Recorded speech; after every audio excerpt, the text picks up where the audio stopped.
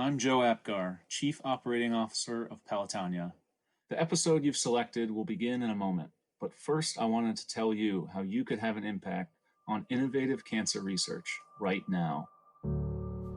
COVID-19 has altered so many of our lives, but as a cancer survivor myself, I have learned that life is learning to adapt to a series of events. We were all looking forward to our traditional ride weekend in early August, but we had to adapt and find a way to channel the spirit, the commitment, and the inspiration of this community into a new, reimagined experience. This year, we are proud to introduce My Pelotonia, an opportunity for you to personally define what Pelotonia means to you through setting goals, big and small, and challenging yourself to do something. It could be you want to accomplish something new, improve your health, run, ride your bike, sew masks for family and friends, or perform random acts of kindness for those in need. Whatever it is, you set your challenge and fundraising goal. You determine your Pelotonia this year. You make it happen. 2020 will not be defined by COVID-19. Instead, we will show the world and define this year by our perseverance, our commitment to raising money for cancer research, and our creativity. There is so much more to My Pelotonia, so get involved today.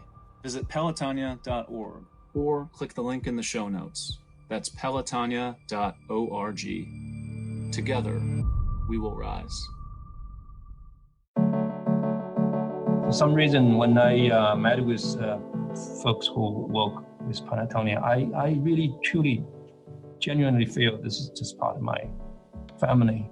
There's a small subset of advanced lung cancer patients treated with immunotherapy that are alive 5, 6, 7 years later with no evidence of disease and off of therapy. And this is revolutionary and transformational. Just maintaining that hope, I think, is really important for patients. Welcome to One Goal, a podcast from Pelotonia. We're a community dedicated to funding innovative cancer research through a 3-day experience of cycling and volunteering. I'm your host and Chief Operating Officer of Pelotonia, Joe Apgar. Your journey with us to the finish line begins now. Pelotonia is powered by an amazing community, and it's through research that we will see an end to cancer. We want to thank our major funding partners, the American Electric Power Foundation, Huntington, the L Brands Foundation, and Peggy and Richard Santulli. In July of 2019, we opened an exciting new chapter in our community's history with the founding of the Pelotonia Institute for Immuno-Oncology, or PIIO for short. With a pledge of $102,265,000, honoring the original 2,265 Pelotonia riders in our inaugural 2009 ride, this new institute at The Ohio State University will be blazing a pathway into the next frontier of cancer prevention and treatment. Immunotherapy holds a great deal of potential, but in order to understand why, we're going to talk with two of the brilliant minds who are working daily to move the PIIO forward. They are Dr. Zihai Li, the founding director of the Institute, and Dr. David Carbone, the director of the James Thoracic Center and part of the translational immuno-oncology team. But first, let's get to know who they are in this episode titled Fighting Cancer's Force Field.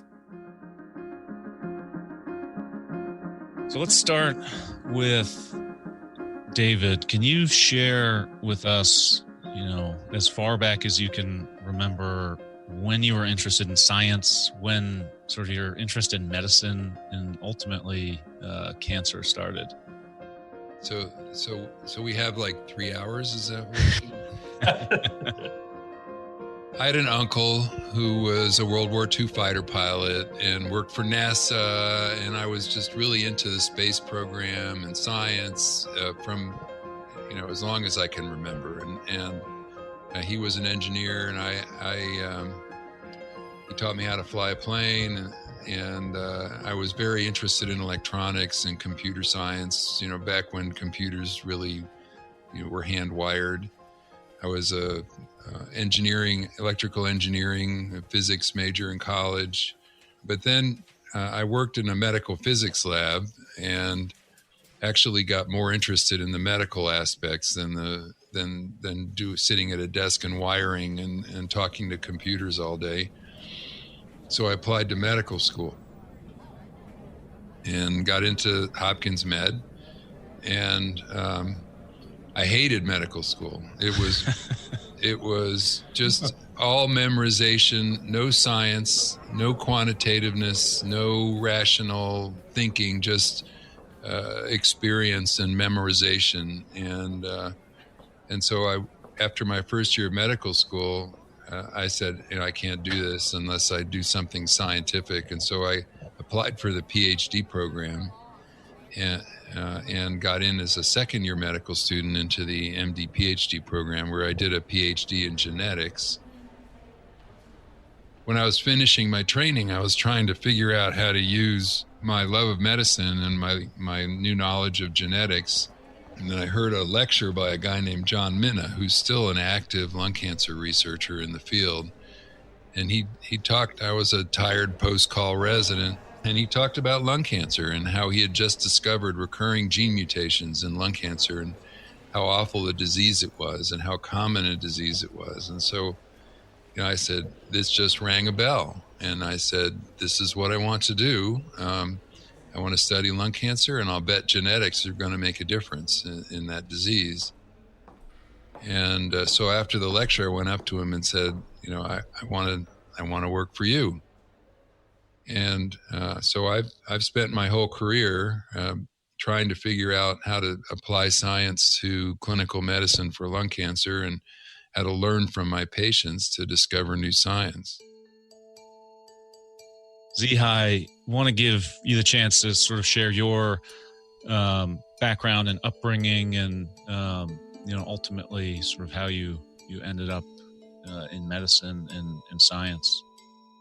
I grew up in central China, small village between Yangtze River and Yellow River. Not much football there in China. Yeah, no Big Ten conference over there in China. No Big Ten conferences, no NBA. In any case, my parents, they all in education. So my dad is a Chinese scholar, very much into Chinese calligraphy and Peking opera, actually. My mom was a math teacher. So education is definitely a priority in the family. So when I was a kid, I was very much interested in math and wanted to be a mathematician growing up. But right after high school, and somehow I got enrolled in medical school. So in China, we don't really have a college. We just go straight from high school. You went from high school to medical school. Medical school. So I was 15 when I entered medical school. So this is real life Doogie Howser. Yeah, yeah, so to speak. But that was transformation event. Obviously, I didn't know much about medicine. I didn't realize so much material. And I was searching the purpose of life and, why I was there. But this year, when I entered medical school, 1979, was also the year when WHO declared the global eradication of smallpox. So that was a huge thing.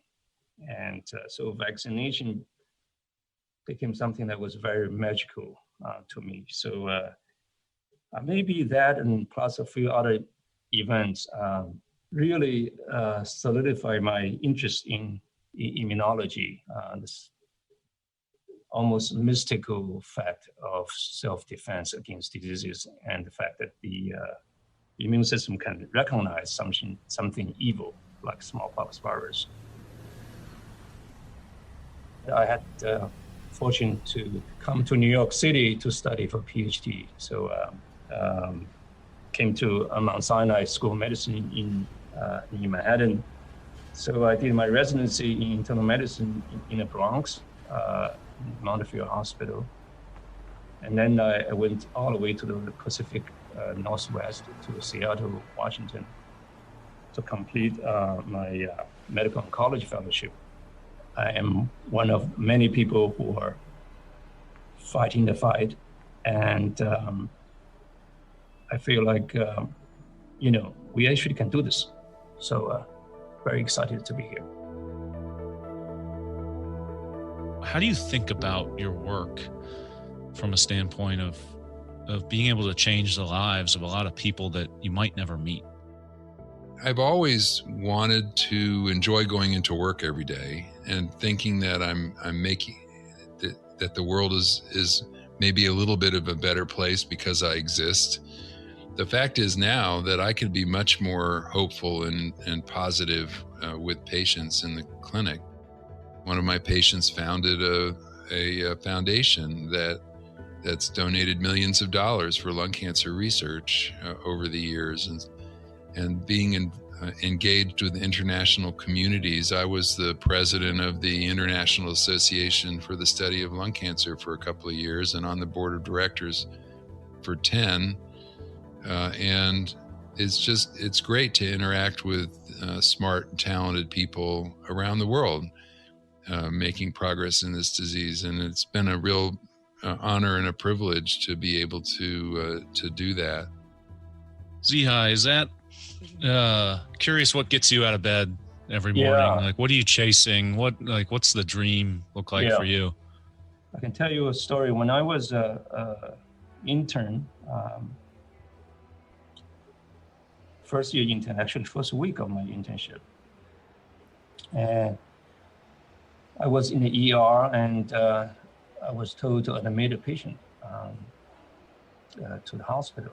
And this patient was a 21-year-old young lady with absolutely no problems, no symptoms, no complaints. The only reason she was sent to the emergency room was because she had very low platelet counts, very low blood counts. As a result of unclear reason, but this was discovered from a physical examination for employment. And so I admitted her to the hospital, and the next day I was reporting the case to my team. They call a medical emergency. They call a code. And turns out this was my patient. She went to cardiac pulmonary arrest. So we actually coded her for about two hours. Eventually, we were not able to save her life. And I was devastated. And this was, again, my first week of internship. And I guess that was a visible. So my chief resident came and talked to me. And he said, it was not your fault. And I however, felt like I need to go back to the lab. We want to know why things happen to people, right? And could we do something? And to save people's lives. So I always remember that case. I remember her appearance. It's a beautiful face and so on. So this kind of thing that keep us going. Yeah, no, thank you for sharing that. It's motivating. David, you after, I believe it was after medical school and after your PhD, you had a personal bout with cancer that probably really changed the way you look and think about things. In 1999. So it's just been 20 years. That was a unanticipated aspect of my medical education, and not one I recommend for general training. But I was a lung cancer oncologist at Vanderbilt at the time, a tenured professor, and I was shaving actually at an annual meeting in preparation for a lecture, and I looked at my neck, and my neck veins were sticking out, and my head felt kind of funny, and I knew that standing up, your neck veins aren't supposed to be sticking out. I said, this is not right. So after I got back, that's actually a sign of what's called superior vena cava syndrome, where you have a blockage of the venous return from the upper half of your body to your heart. And I also felt around, and I felt I had some lymph nodes in my left, what's called supraclavicular area. So I got home and I got a chest X-ray on myself. I could do that kind of thing back then, and it showed a mass in the center of my chest as well as a lung mass. And I said, well, it sure looks like I have stage 3 lung cancer, which is a way that sometimes these lung cancers present. But of course, I had lung cancer on the mind because that's what I did every day. And so I got a CT scan, which confirmed the mass and the adenopathy. And then I remember very clearly presenting my own case at our thoracic tumor board. And at that time we had X-ray films, and not computerized images. And so I just put up the my CT scan, and I said,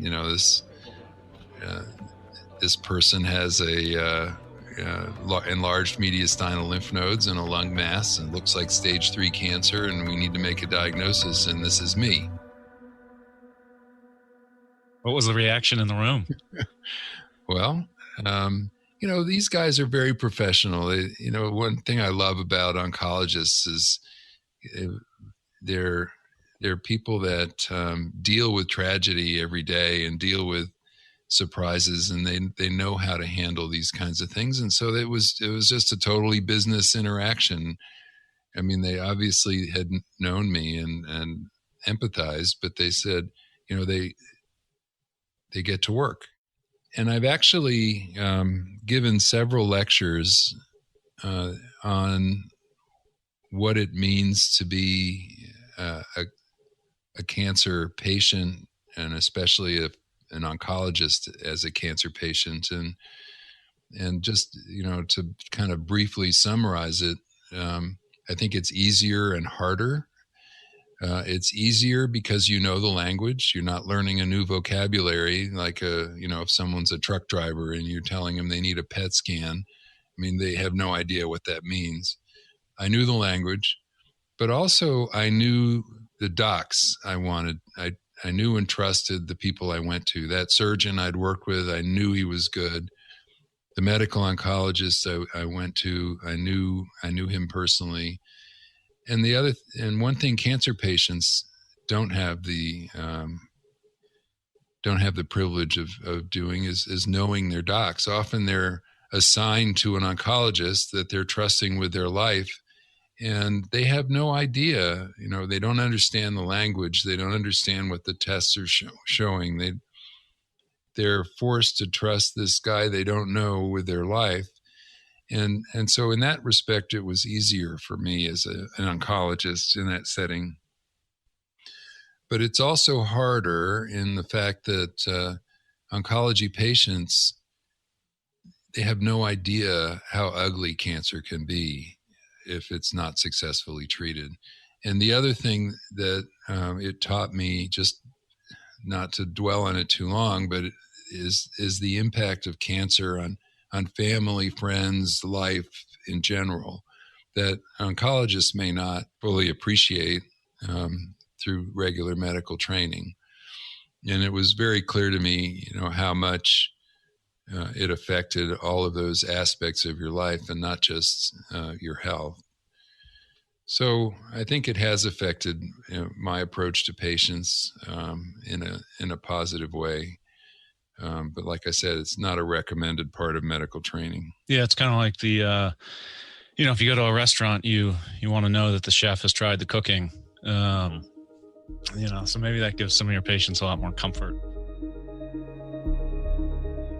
So one of the things I want to talk about is to both of you, as part of your recruitment, Pelotonia had already started when both of you arrived. And I'm curious if in your visits to Columbus and sort of after you've started, what that felt like. Could you feel that the community was behind you. This wasn't just really obviously it's a recruitment to an institution being Ohio State, but did you feel the sense of community in Columbus and with Pelotonia when you were going through the recruiting process?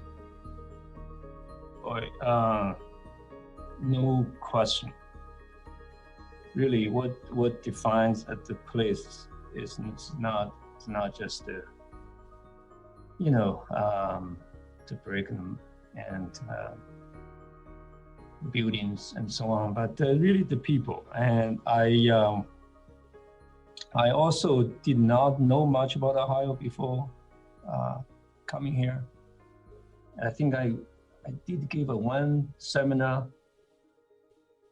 in Nationwide Children's Hospital. This was maybe 5-6 years ago, but I didn't really know much about the city. But then, I came here and began to interact with the community.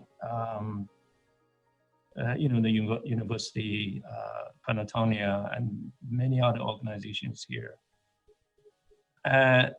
It was something hard to describe, but the human emotional connection was almost immediate from the very beginning, and it was and has been growing every day. For some reason, when I met with folks who work with Pelotonia, I really, truly, genuinely feel this is just part of my family, my brothers, my sisters, and so I feel like this is something that should be should have always been there. For every city, every village, we should have something like Pelotonia. So extraordinary. Well, so I started in September of 2012, and obviously Pelotonia had been described to me during my recruitment, and I actually rode in that 2012 Pelotonia before I had officially started on the faculty here, and it got was you in early. Yeah, well, it was an incredible experience. I mean, we were staying in a hotel, trucked my bike up here, and rode in Pelotonia, and just the experience of thousands of bicycles in one place, and the enthusiasm shown by the community, where you're biking down the street and you see a mom and kids in lawn chairs ringing bells and saying, thank you for what you do. And it was a unique experience. And I've been at multiple institutions, and I've never seen a community support like I saw here. Pelotonia looks a lot different this year. Obviously, we're not going to have the big physical event, our opening ceremony with 15,000 people, and then the next 2 days followed by a really fun and amazing ride that we organized. But the community and everyone's gone above and beyond and really flexed their creativity, and everyone's turning Pelotonia into their own thing this year. And so curious to hear from each of you what your Pelotonia looks like this year. I think my Pelotonia is a interesting alternative. I think I see that folks at Pelotonia have been doing a great job in promoting this event. So for myself, I will continue to ride bike, and I set my personal goal of riding 20 miles per day for at least 20 days before August 7th, so 2020. And I thought initially it was hard, but it's not. I think I already hit a goal. I mean, I think I've done 21 times already, 20 miles.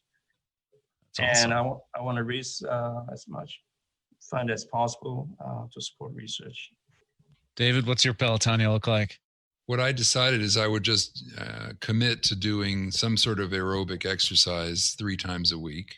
And so usually that is on our elliptical trainer at 4:30 in the morning when I get up.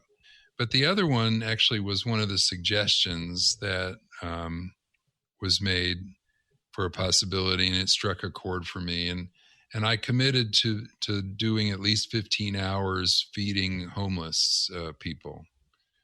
And it actually turns out that I've been doing that already through our church. My wife and I, once a month, go down to the West Side Ministry, and we prepare and serve food for homeless people. And we do usually 75 to 100 people in a day. Wow. And it's in conjunction with a free store where people donate clothes, and then the homeless people can just go in and they can shop, but it doesn't cost them anything. And so I've committed to doing more of that. And so we've been doing it probably twice a month over the last few months instead of once a month. And I've already hit 15 hours. But I think it's something that grounds me a little bit in some of the suffering that people have in our community, as well as the joyful things that we've been talking about with the community support of cancer, for example. So Zihai, last July, we launched the Pelotonia Institute for Immuno-Oncology. The Ohio State University Comprehensive Cancer Center accepting a more than $102 million gift from Pelotonia. The full amount, a nod to the 2,265 riders who participated in the first Pelotonia ride. And we had a really fun event down in front of the James, and it was a beautiful sunny July afternoon. I want to welcome you here for this incredibly special announcement. Supporters say the Pelotonia Institute will be a research frontier, diving into a cutting-edge field.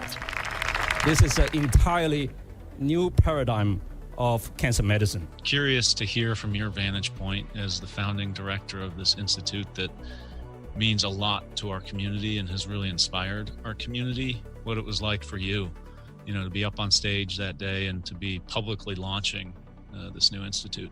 Dr. Zihai Li is the director of the new institute. He says doctors hope to manipulate the body's immune system to fight cancer cells in a way that's more tolerable to patients. It actually can find and destroy the sneaky cancer cells wherever they hide. It's an extraordinary initiative from the university, from the cancer center, from the community. It was something that clearly, my being deeply, it was just incredible feeling that we got to work together to do something so impactful, potentially, for a disease that's as dreadful as cancer. Lee says their work is cut out for them, and they won't stop until this treatment is effective for every patient of every cancer. One of the keys to understanding why the founding of our institute is so exciting is the promising potential of immunotherapy. So, during this conversation, I had to ask them for an elementary explanation of this innovative treatment because I'm certainly no cancer doctor myself. I want each of you to explain immunotherapy, pretending I'm a fourth grader. Zihai can handle that. Are you a good fourth grader? I am above average fourth grade student. Yeah, well, immunotherapy is essentially to utilize the immune system to treat the disease. It does not just apply to the treatment of cancer. Certainly, it can be applied to treatment of immunodeficiency, congenital immunodeficiency, for example. And to apply to treatment of infectious disease, including COVID-19, for that matter, with antibodies, for example. So in a nutshell, it is to utilize the immune system to treat diseases. That's good. That's good. I feel like that might have been 8th grade level, but that's No. but that's good. No, that's good. And it's consistent with everything. Maybe I can do a more 4th grade. Yeah, let's David, see. go for it. So the way I explain it to fourth graders is if you take a piece of bread and you put it on the counter, what happens? You get mold on it, and stuff grows. So what keeps us from spoiling or getting mold or going bad like that? That's our immune system. That our bodies have developed ways to fight off these things, this mold, the bacteria that grow, that surround us in nature. And this immune system has learned how to recognize things that are supposed to be there and are not supposed to be there. And immunology is the study of how that happens and how the body avoids killing itself with this powerful response. Cancers are different from normal cells. They've also demonstrated that they can somehow avoid this immune system. Cancers have learned how to put up a force field around themselves to keep themselves from being recognized by this same immune system that protects us from growing mold or bacteria. And immunology has identified how that happens, and we now have drugs that can block that and then tear down this force field that allow the immune system to kill the cancer. And so those drugs that do that are immunotherapies. They enhance the body's ability to recognize cancers. Yeah, that was good. I think anytime you use the word force field, that brings it that brings it down into that. I think kids can they can relate to a force field. My wife calls me an overgrown kid.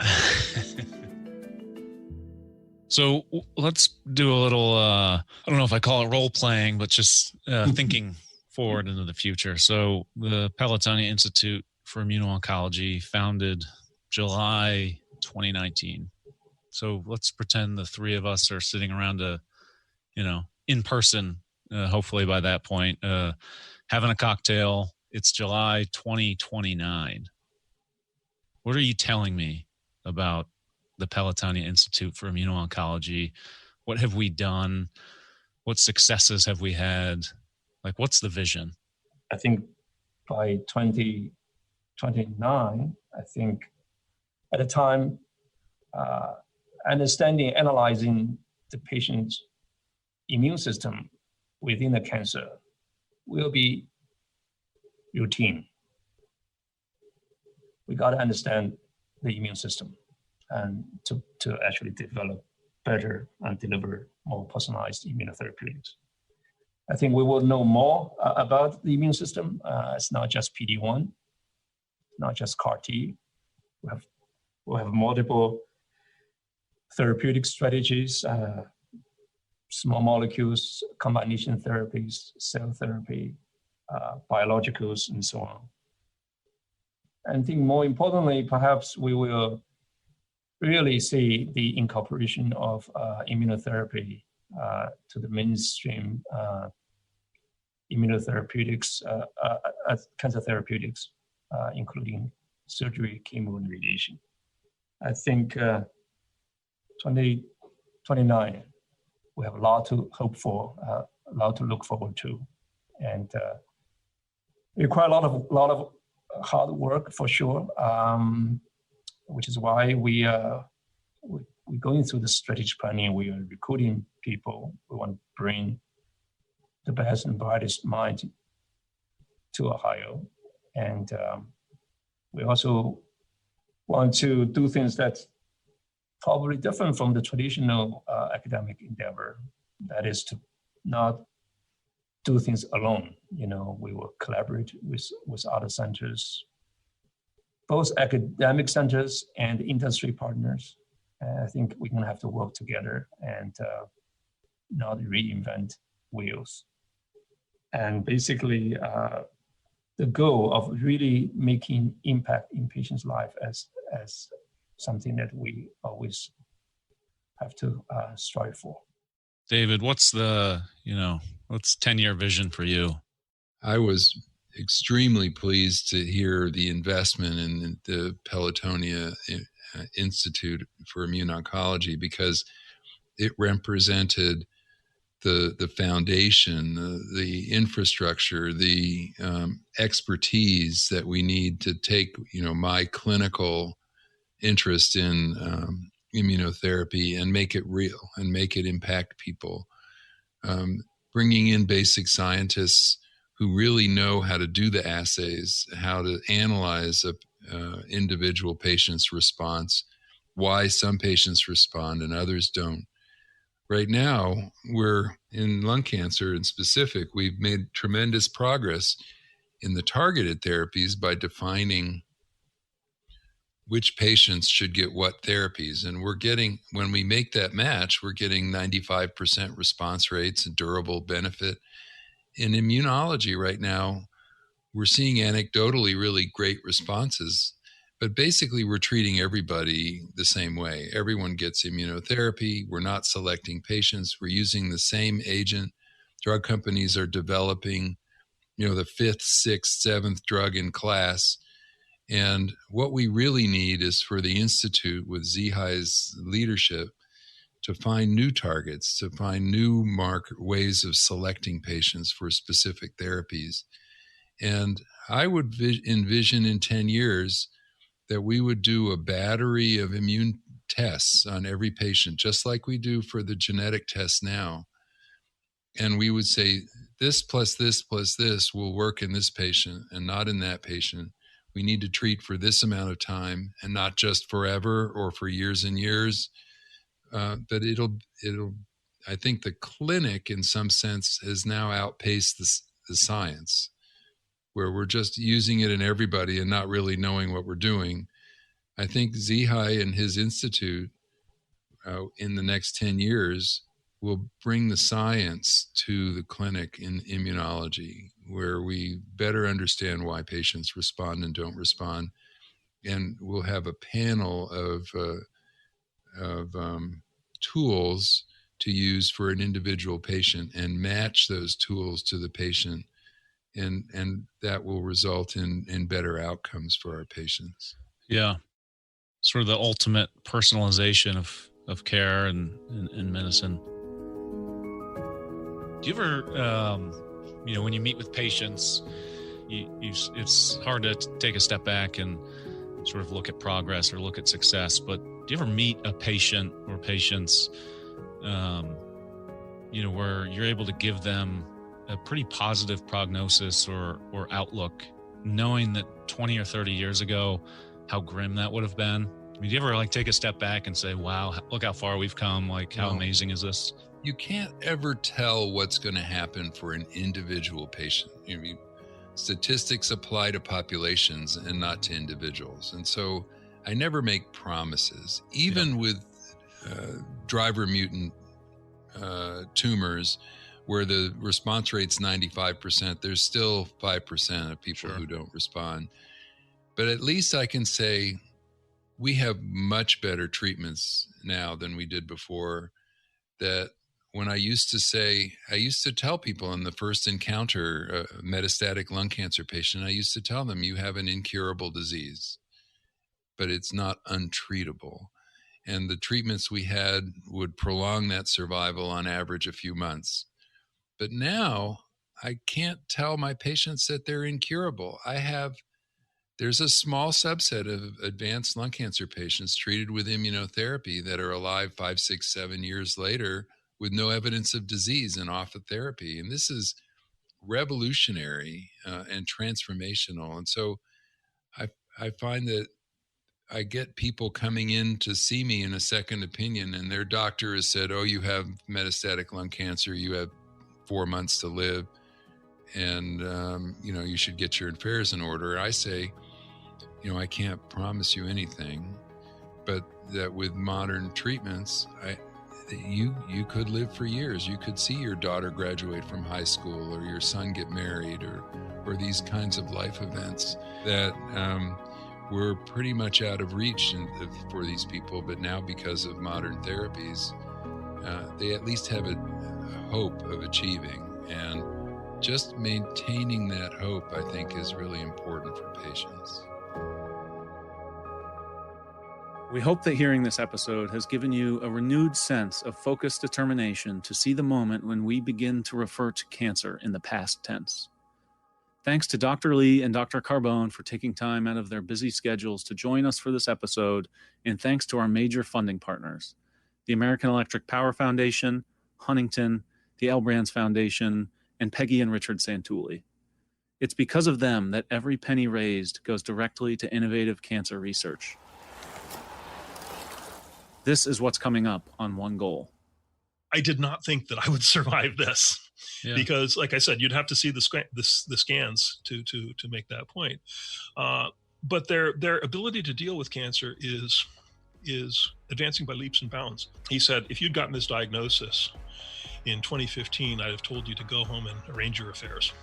And he said, in 2018, they came up with this one drug, immunotherapy, and just this last couple of years, they've come up with the 2-drug cocktail that I took, which worked marvelously well in my case.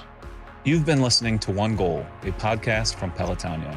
Season 2 will be hosted by me, cancer survivor and chief operating officer of Pelotonia, Joe Apgar, with interview and production scheduling by our marketing and communications team duo, Emily Smith and Gabby Blauer. Produced, mixed, and sound designed at the studios of Wessler Media by Vince Tornero.